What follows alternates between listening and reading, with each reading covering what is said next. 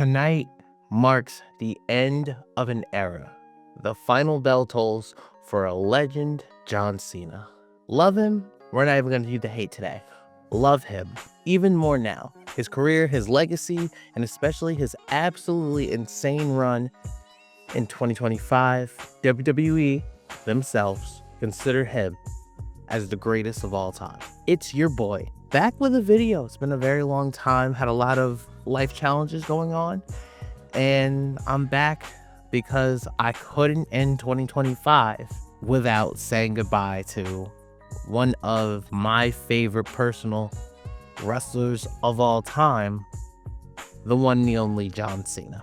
John Cena is a huge inspiration, not only to me, but the entire world.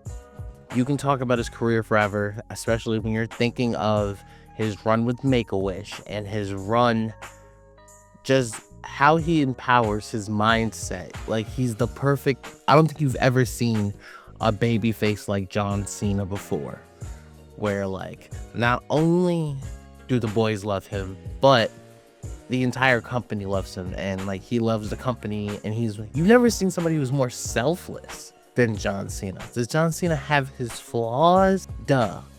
But that's what makes John Cena relatable. John Cena's always been a relatable character because he has his flaws, and that's what makes him always cool. And even in the times when he didn't feel the coolest, perhaps, he always stayed true to himself. He never wavered. He never wavered when fans were booing him out of buildings for years on years on end, when people had John Cena fatigue. He never altered, he never wavered.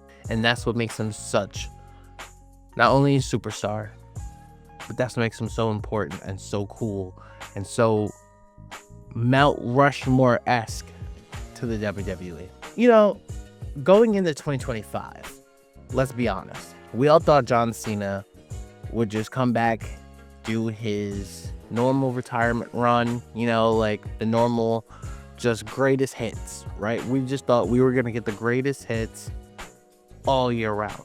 And a lot of us were okay with that. I was okay with that. He didn't do that. He took a huge swing by doing the one thing fans have begged him for years. He turned heel.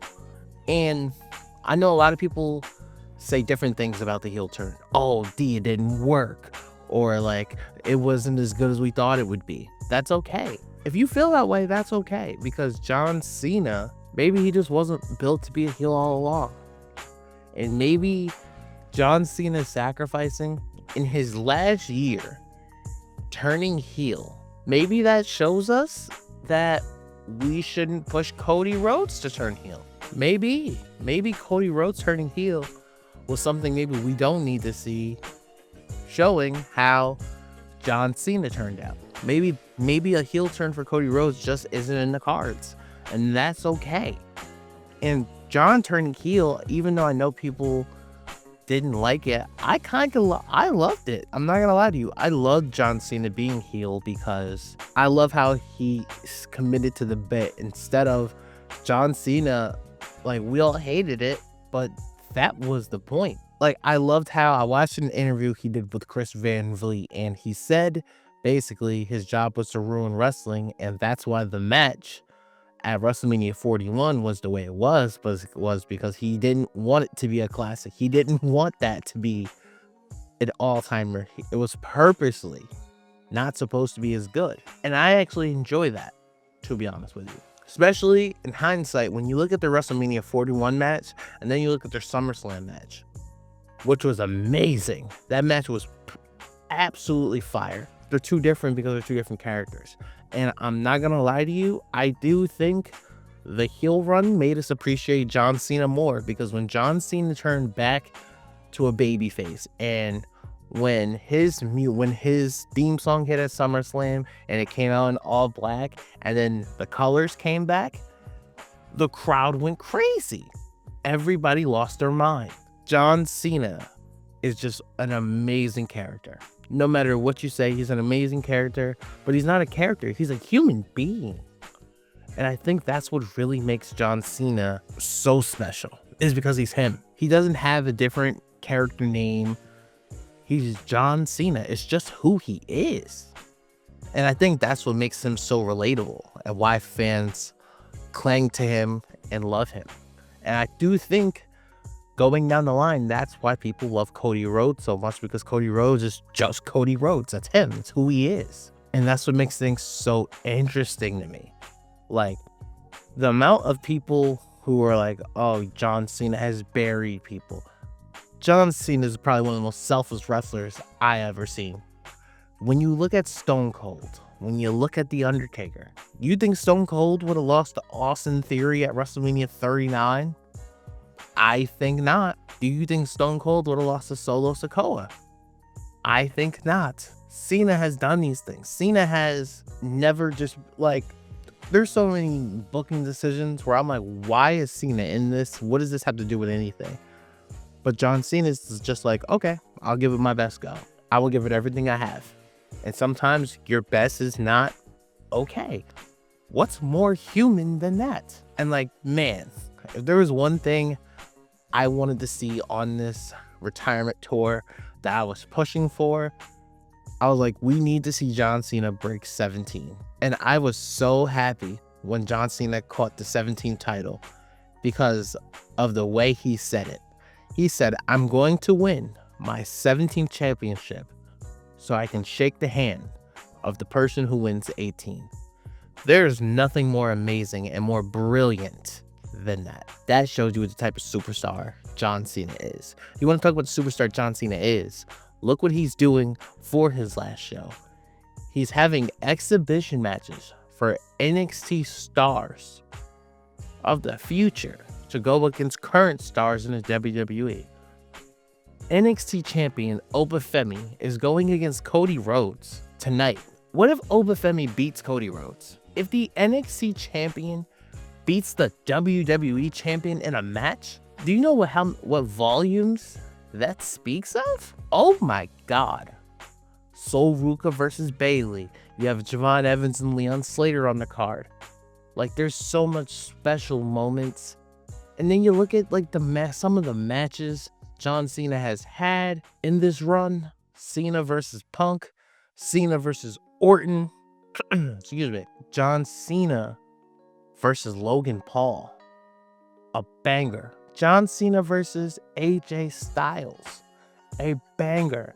John Cena versus Dom. John Cena becoming a Grand Slam champion by winning the Intercontinental title.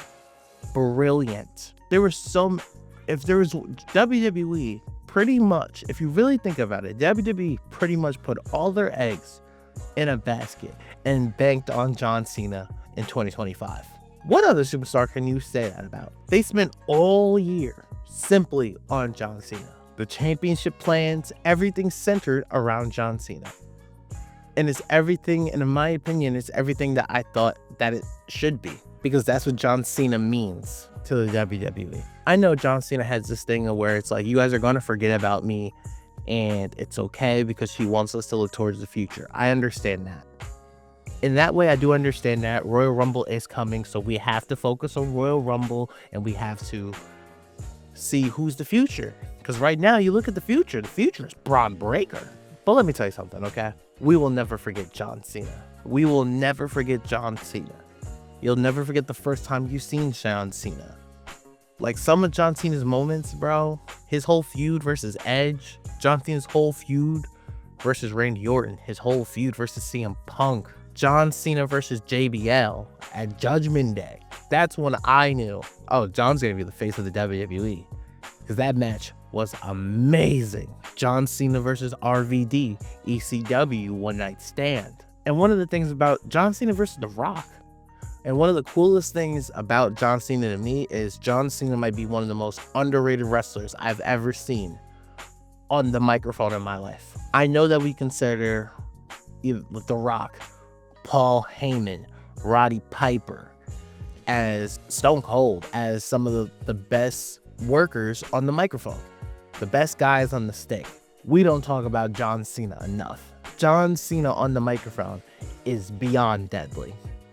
Beyond deadly. And I truly think he's the most underrated on the microphone I've ever seen. The way John Cena can speak to you whether it's to sell a feud, to sell a fight, or honestly just to talk to you and just get into your heart. I don't think anybody does it better than John Cena. John, like, bro, there's so many things he does that just, I don't understand how you can't, like, even if you don't love John Cena, you have to respect him. What's John Cena's legacy? John Cena's legacy, it's one of resilience, adaptation, unmatched dedication. It's hard to imagine WWE without John Cena. In my opinion, John Cena is on the Mount Rushmore of the WWE. I don't think you can there is no WWE without John Cena.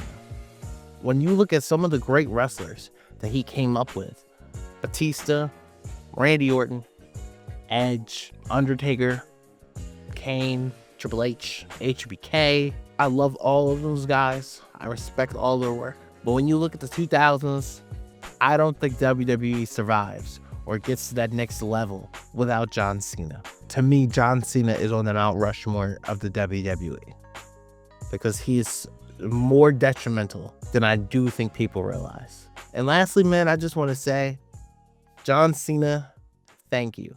Thank you for the memories, for the championships, for the speeches, and as a fan of you, for the album, okay? Like, the John Cena You Can't See Me album, which he is a platinum rapper. John Cena's album was one of the big, like, focal points in how I met one of my best friends that I've had for over 20 years now, because he got me that album for my birthday, and it was probably one of the happiest days of my life. Thank you, John.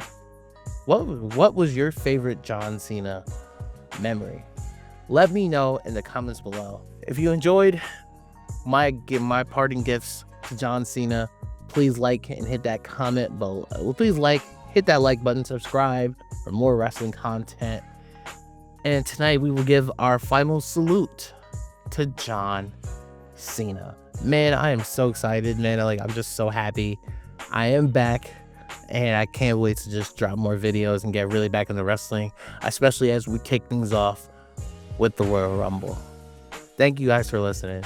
Thank you guys for watching. It has been your boy D, Forever Gang, and until forever finds you.